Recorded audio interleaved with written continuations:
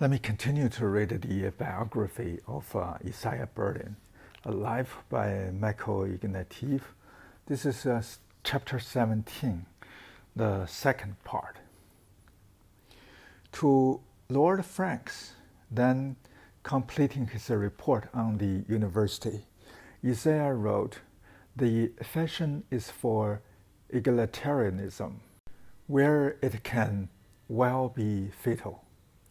The proposed college would be like a Covent Garden," Berlin said, "a national center of excellence. But like all such centers, it was bound to provoke the ire of a certain type of egalitarian social democrat. In fact, Berlin's plans were themselves egalitarian. There was to be no high table. Spouses would have common room rights. There would be a creche for children and family living quarters. The fellowship was to be a genuine democracy. But in the winter of 1966, this was all in the domain of pious intentions. The risk was that the Wolfson Foundation would pull out of the project altogether.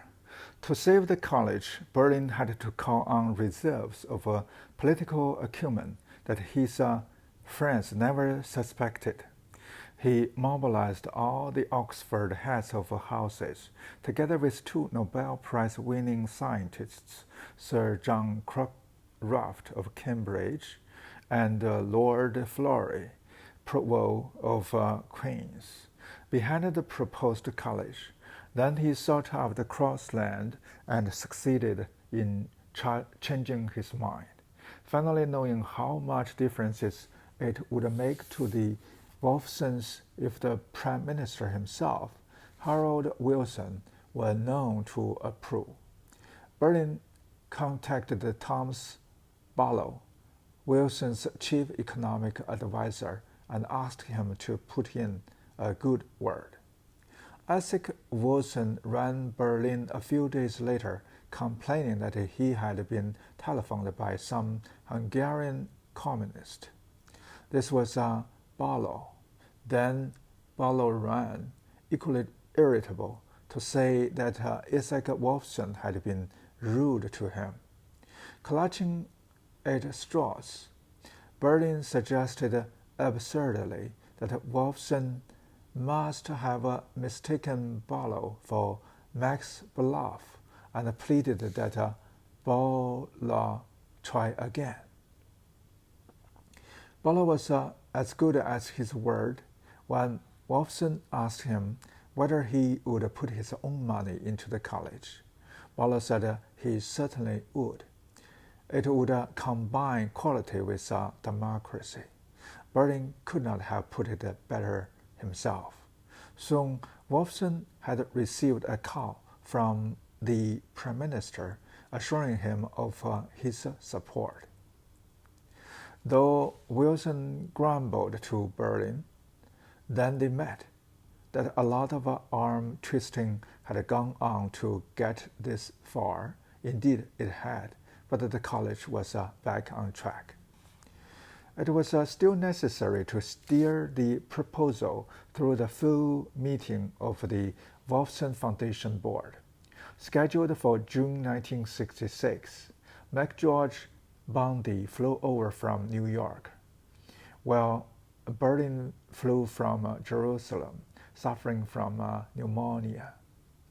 The Wolfsons pre-fay kept silent, observing the fray. The chief remaining opponent was Zuckerman. It helped proceedings that Bundy had taken an immediate and sustained dislike to Zuckerman.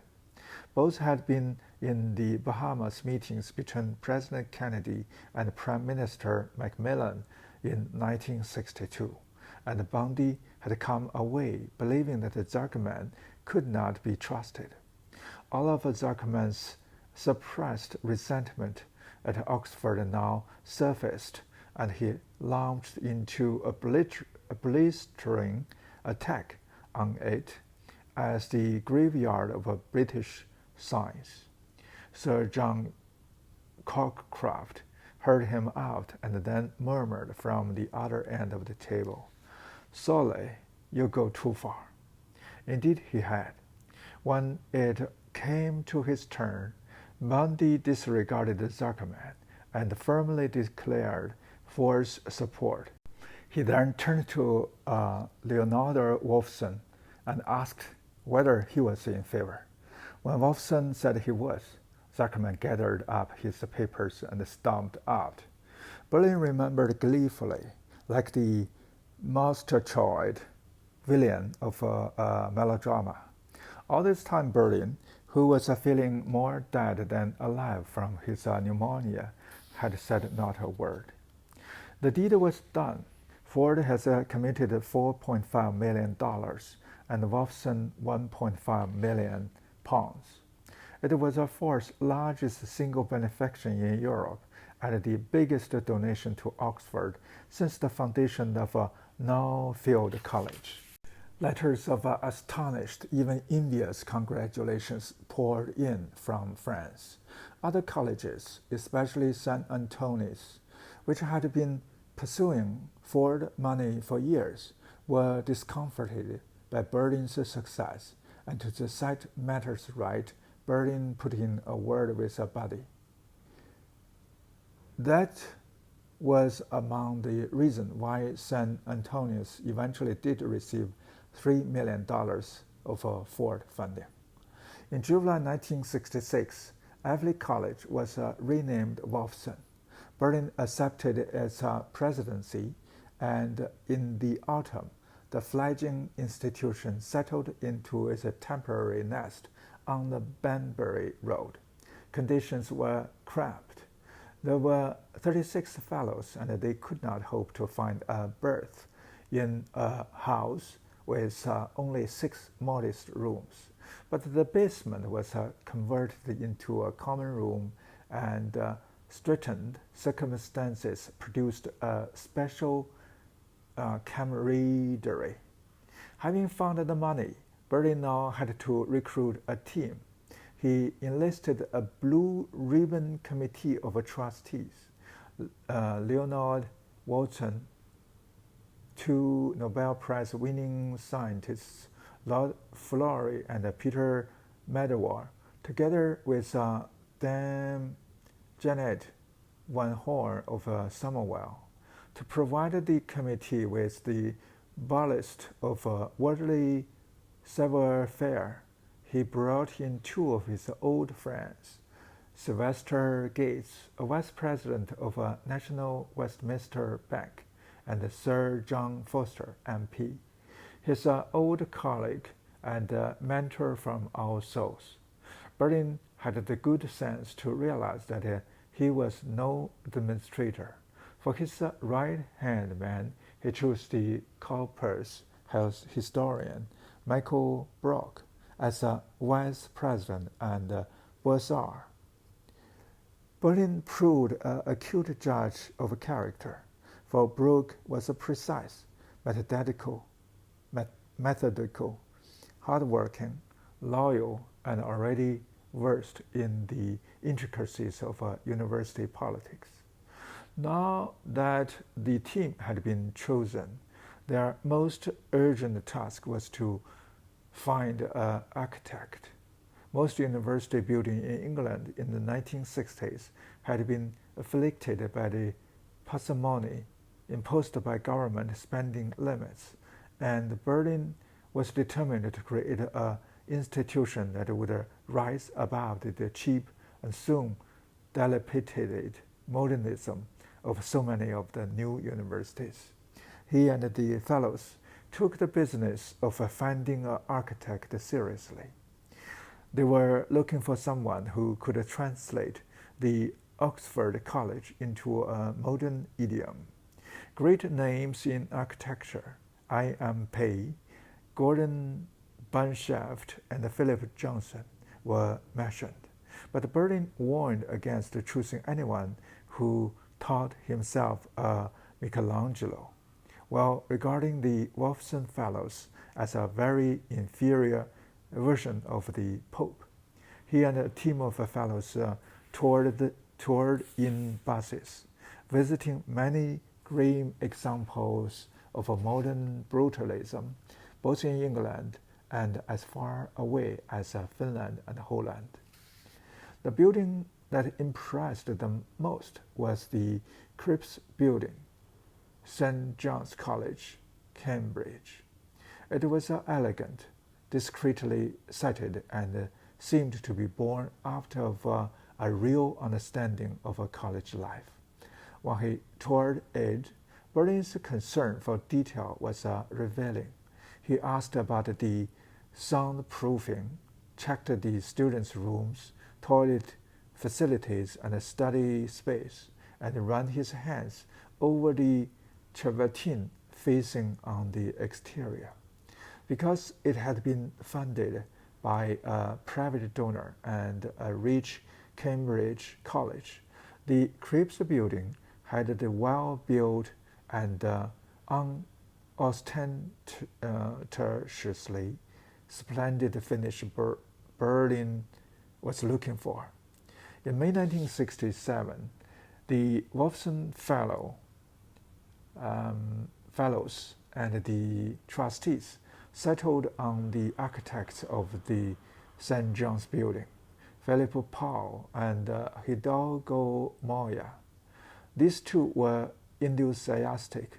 It is not very every day that an architect is asked to design a whole academic village. A site plan was approved, laying out the quads, the wings of study bedrooms, the library, and the most remarkable feature, the harbor-like marina for punts, which instead of bringing the building to the river, brought the river to the building. Demolition of the lugubrious Harding pile was completed, and in May 1968, the Queen laid the foundation stone, while Berlin and the Wolfsons looked on. Berlin's involvement with the details of the architectural plan was close and passionate. He was especially bothered by the crank shape of the B block. Throughout the summer of 1968, as the final design took shape in the architect's offices, Berlin sent Powell and Moya a stream of postcards from his and Eileen's summer home in Paraguay. Each one displayed an aerial view of the harbor of a nearby Portofino, and Berlin kept drawing their attention to the gentle curve of the buildings around the port. "Don't you see," he wrote to the doubtful architects, "this is the way to do it.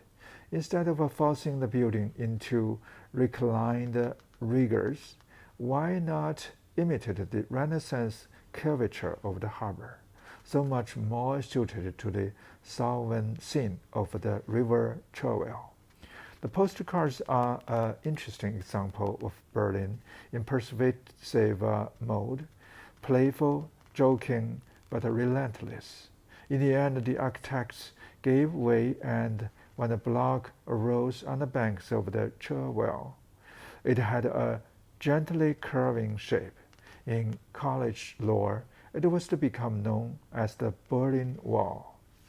Eileen brought her own quiet but determined aesthetic sense to bear as well, closely scrutinizing the plans and gently pointing out to the architects that some of the proposed pillars were rather too thin. The pillars went up as per the drawing, but when Powell returned to the building 20 years later, he confessed that she had been right.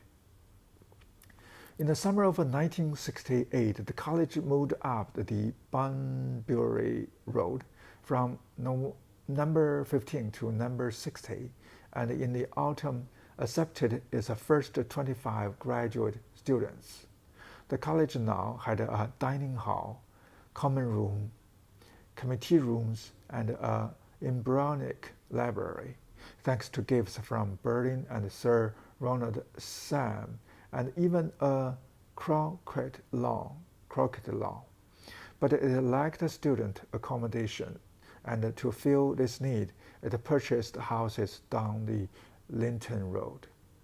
A college assembled after a miscellaneous collection of North Oxford brick houses was quite a change from the regal elegance of All Souls.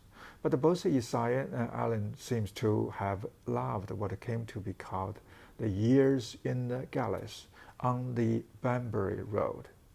One early student pioneer remembered coming into the common room and spying a figure in black ferreting through the newspaper rack at a lightning speed. The student introduced himself. "My name is Stephen Grounds, and I come from Birmingham." The figure turned and said, "And my name is Isaiah Berlin, and I come from Riga." Whereupon the student found himself lifted up into the vertiginous climb of a Berlin conversation.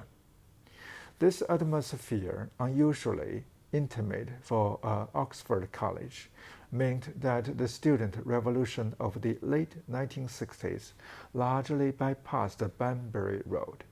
Graduate students were admitted to the general meetings of the college, along with the fellows, and the graduate representatives served on the governing body as well. The place, in Berlin's words, was to be new, untrammeled, and unpyramidded, just as he wished. The barriers between faculty and students present in the other Oxford colleges were dismantled. So high table, common rooms common to all, gowns to be worn only on special occasions. In addition, there was to be a crèche and family accommodation.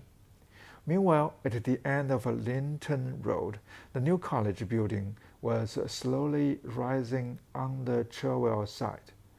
Michael Brooke struggled to keep the architect and the contractor within budget and on deadline, and while they did their best, British inflation, running high in those years, worked against them. By early 1971, it was clear that the project was going to overrun both in cost and time. But despite escalating costs and delays, Berlin and Brooke remained as keen as ever that the college should not be meanly appointed, and that the finish, the furniture, the carpets, the skirting should be decent. To their relief, once committed, both Ford and Wolfson never wavered. On Sir Essex's initiative, the Wolfson Foundation contributed the white Carrara marble that provides a gleaming finish to the entrance to the dining hall, and on Leonard Wolfson's initiative, made an additional payment to ensure that a hardwood trim was used throughout the buildings. By the time the project was completed, the Wolfson Foundation had contributed far more than their original financial commitment. There were days when Berlin felt that his life had been swallowed up by considerations about furniture, budgets, contractors' delays, the supply of a marble and hardwood trim. His own letters from the period are full of rueful lament, but the tone is mocking rather than genuinely regretful. Quote, "I become a bureaucratic and all is over. Intellect, imagination, love of art, pleasure, friends, all is absorbed in the managerial world of which we have become a part. This is perhaps a slight exaggeration." End quote. Despite this tide of detail, and the fact that he spent one term in 6 in New York, he still managed to shape the intellectual identity of the college, attracting a growing number of extremely distinguished fellows.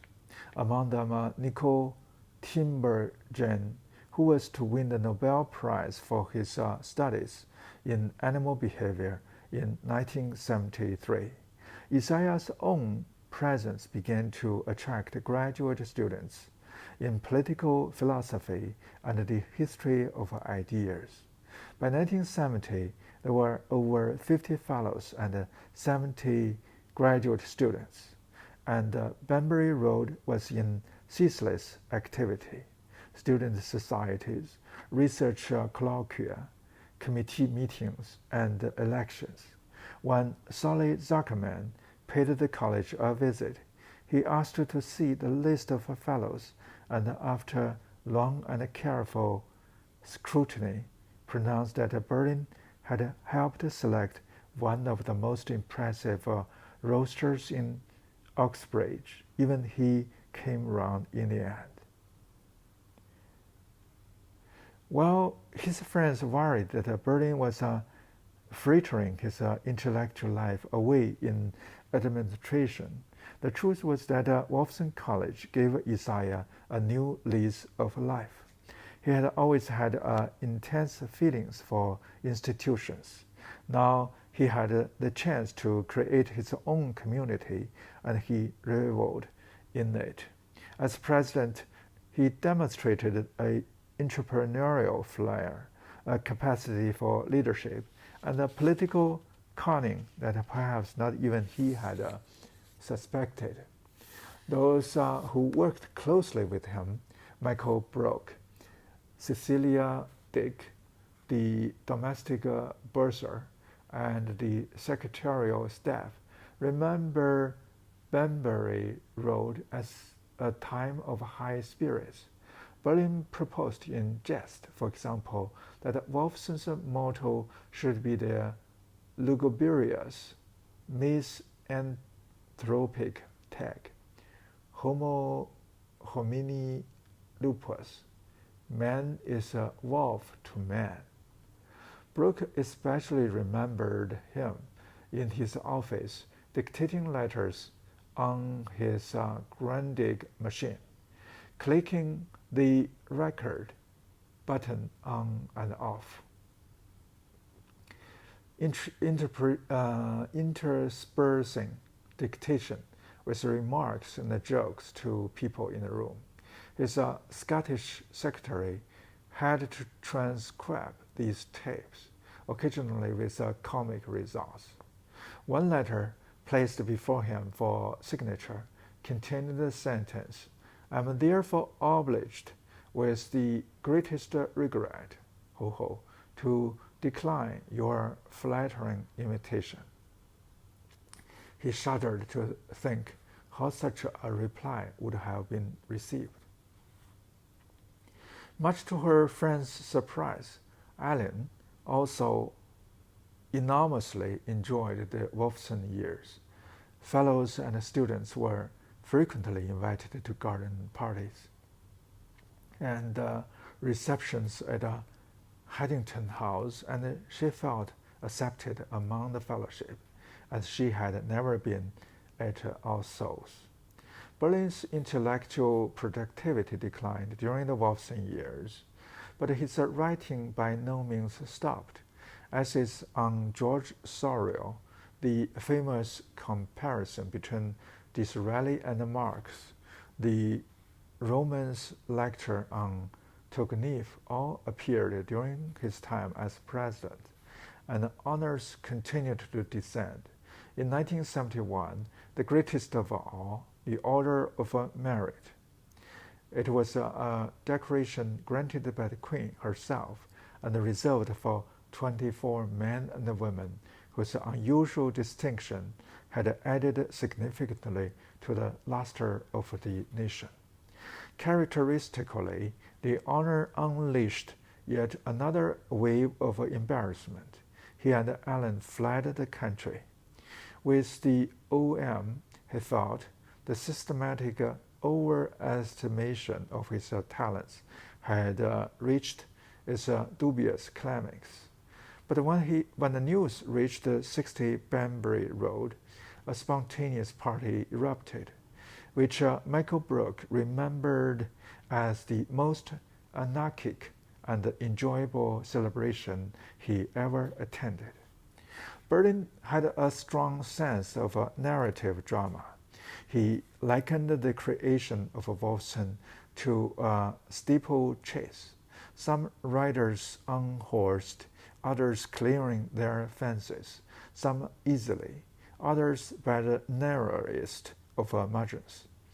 At other times, I felt he was a commander in the middle of shot and shell, with news from the battlefields, the building site, the committee rooms, the Wolfson Foundation, being brought to him by breathless courier.